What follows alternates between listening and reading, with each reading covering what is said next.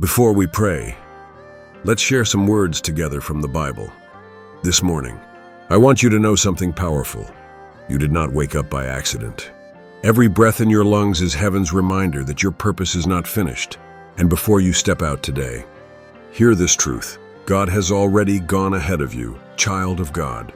You may not see it, but this morning carries a divine appointment. Every sunrise is God's silent declaration that new mercies are still flowing your way. You might not know what the day holds, but you can rest in the one who holds the day. Deuteronomy 31 verses 8 says, "The Lord himself goes before you.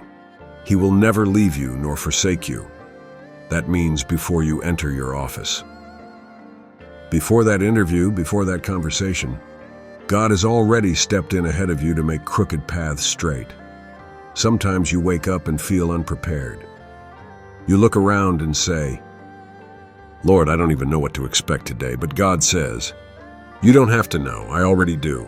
Proverbs 3 verses 5 to 6 reminds us, "Trust in the Lord with all your heart and lean not on your own understanding." Stop trying to carry what grace has already covered. You're not walking into uncertainty. You're walking into a plan that heaven has already drafted. When you leave your home today, leave your worries on the altar. When you face people who misunderstand you, remember this. You are not going out alone. The presence of God goes with you like a shadow of light. Psalm 91 verses 11 says, "For he shall give his angels charge over you, to keep you in all your ways.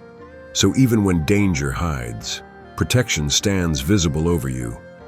Matthew 6 verses 26 tells us that the birds of the air do not sow or reap, yet your Father feeds them. How much more will he take care of you, the one created in his own image? Today, walk with quiet confidence. Let peace be your companion and gratitude your language. This morning is not ordinary. It is prophetic. God has positioned blessings in places you haven't even stepped into yet.